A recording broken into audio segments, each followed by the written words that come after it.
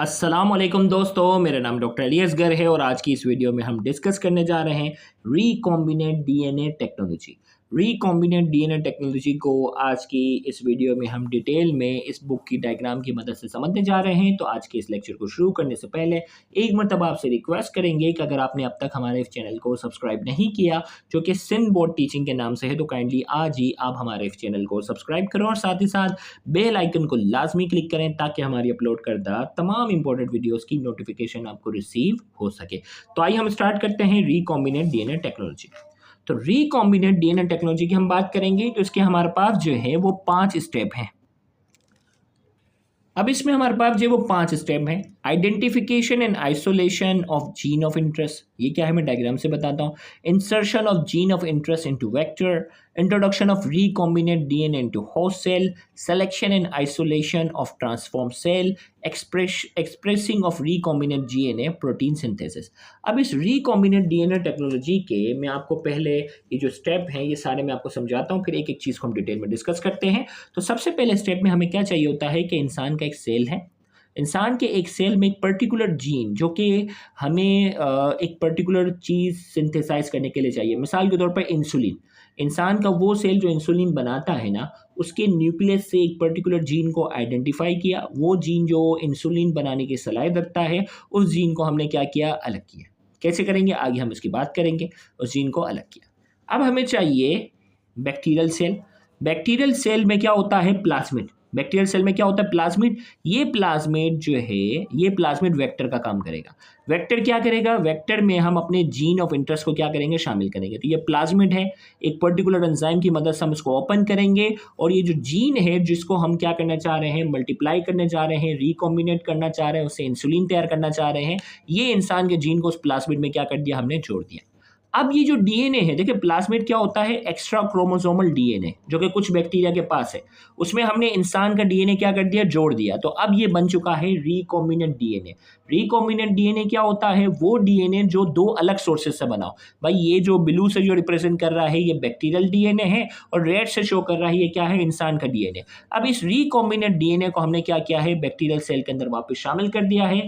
अब ये बैक्टीरिया क्या करेगा, क्योंकि इसमें इंसुलिन का जीन मिसाल के तौर पर मौजूद है, तो ये जो इंसान का जीन अगर इंसुलिन बनाता है तो इंसुलिन ये बनाएगा, ग्रोथ हार्मोन है तो ग्रोथ हार्मोन बनाएगा। और जब जब ये बैक्टीरिया डिवाइड होता जाएगा तो ये इंसान का जीन भी इसमें क्या होता जाएगा, डिवाइड होता जाएगा। यानी इस तरह हम बैक्टीरिया की मदद से क्या करेंगे, इंसान की फायदे की चीजें इस्तेमाल करेंगे। तो इसमें हमारे पास जो है वो डिफरेंट, सबसे पहले identification and isolation of gene of interest. Gene of interest क्या है, हमें कौन से जीन को मल्टीप्लाई करना है। तो आइए सबसे पहले, The gene of interest is the part of segment of DNA which is to be cloned. Gene of interest जो है वो DNA का वो पार्ट है जिसको हमें क्या करना है, क्लोन करना है, मल्टीप्लाई करना है।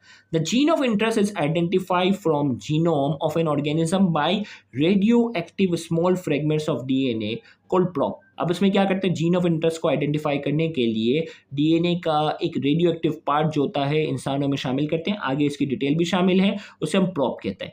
अब वो जो प्रोब की मदद से एक पर्टिकुलर जीन ऑफ इंटरेस्ट को, यानी पर्टिकुलर जो डीएनए का सेगमेंट हमें चाहिए होता है उसको हम आइडेंटिफाई करते हैं। व्हेन इट इज आइडेंटिफाई, जब ये आइडेंटिफाई हो जाता है, it is directly cleave from chromosomal DNA by using particular DNA scissor called restriction endonuclease enzyme. अब ये रेस्ट्रिक्शन एंजाइम है। ये रेस्ट्रिक्शन एंजाइम जो होता है ये कुछ बैक्टीरिया में पाया जाता है डिफेंस के लिए। वो एंजाइम उस बैक्टीरिया से अलग करते हैं और उस क्रोमोसोम पर क्या करते हैं, अप्लाई करते हैं। तो ये क्या करता है, उस क्रोमोसोम से उस पर्टिकुलर जीन ऑफ इंटरेस्ट को क्या कर लेता है, अलग करता है। ये रेस्ट्रिक्शन एंजाइम का काम होता है उस सारी डीएनए को क्या करना, उसके क्रोमोसोम से डीएनए को अलग करके उसे छोटे छोटे टुकड़े कर देता है। अब उसमें क्योंकि रेडियो एक्टिव सब्सटेंस हमने मिलाया हुआ है तो वो प्रोब को हम क्या कर लेते हैं, प्रोब को हम आइडेंटिफाई करते हैं। अब उस पर्टिकुलर जीन को हमें क्या करना है, अगले स्टेप में insertion of gene of interest into vector. Vector क्या था हमारे पास, वेक्टर हमारे पास जो था ये प्लाज्मिड था। ये जो है प्लाज्मिड था जो कि एक्स्ट्रा क्रोमोसोमल डीएनए मॉलिक्यूल है, उसमें हम जो इसको शामिल करने जा रहे हैं। अगला स्टेप आ गया, the gene of interest is ligated join to another DNA entity called cloning vector. Cloning vector जो क्लोनिंग का काम करेगा उसमें इसको जीन ऑफ इंटरेस्ट को हम लाइगेट करेंगे, जोड़ेंगे। The cloning vector is usually a plasmid. Cloning vector normally क्या होता है, प्लाज्मिड होता है, which is a small DNA molecule found as extra chromosomal DNA found in bacteria और sometime yeast. Sometime yeast cell के अंदर पाया जाता है और ज़्यादातर मामलात में ये कुछ बैक्टीरिया में पाया जाता है। The combination of the gene and the cloning vector form a recombinant DNA. जैसे ही ये जो है वो इसको डीएनए ये वेक्टर और ये इसको जब जोड़ देते हैं तो ये क्या बन गया, रिकॉम्बिनेंट डीएनए बन गया। अब रिकॉम्बिनेंट डीएनए बनने के बाद क्या करेंगे, उसको होस्ट सेल में वापस डालेंगे। Introduction of recombinant DNA into host cell, उसी बैक्टीरियल सेल में वापस डालेंगे। The recombinant DNA molecule is transferred into host cell, this process is called transformation. उसे ट्रांसफॉर्मेशन कहते हैं। उसमें डीएनए मॉलिक्यूल वापस शामिल करेंगे and it involves incorporating the recombinant DNA. Recombinant DNA बना था ना जिसमें प्लाज्मिड और इंसान का सेल शामिल, उसको वापस शामिल करेंगे into host cell genome. It can be perform by putting host cell and recombinant DNA into same medium. The hosts are treated with calcium chloride which make their membrane more permeable for recombinant DNA.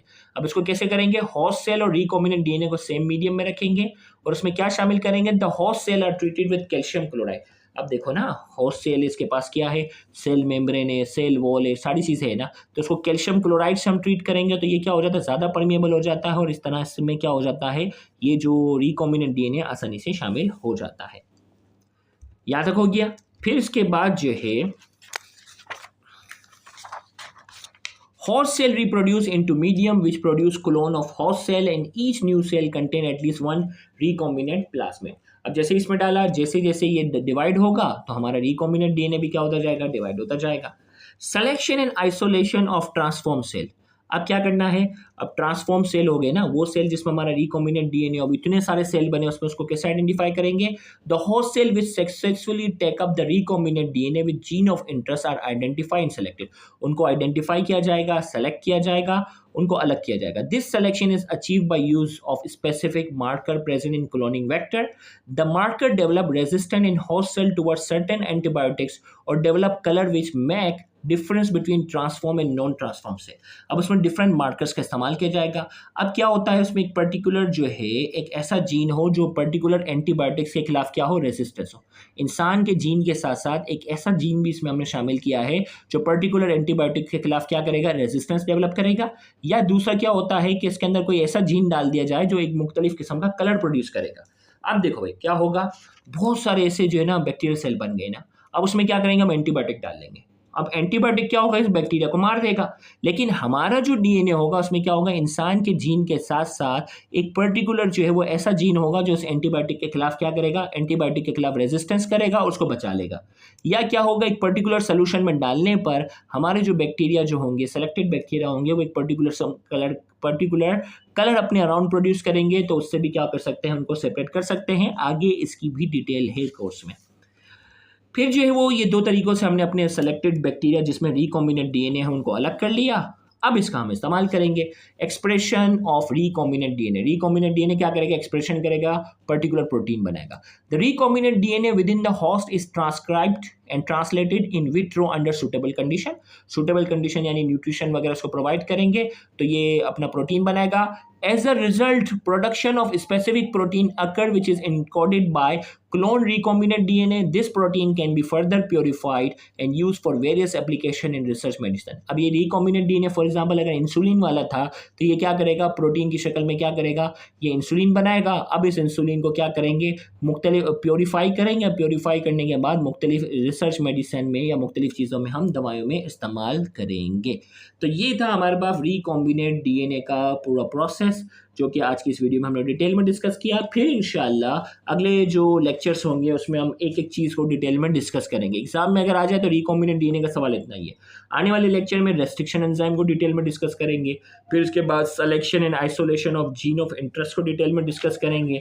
फिर इसी तरीके से vector को पूरा detail में discuss करेंगे कि vector की क्या पॉसिबिलिटीज़ हैं। फिर इसी तरीके से ये जो जीन ऑफ इंटरेस्ट वाले बैक्टीरिया को कैसे आइसोलेट करेंगे वो बाकायदा डिस्कस करेंगे। पीसीआर को डिटेल में डिस्कस करेंगे। तो उन सारी चीज़ों को देखना मत भूलिएगा। Thank you very much. Allah.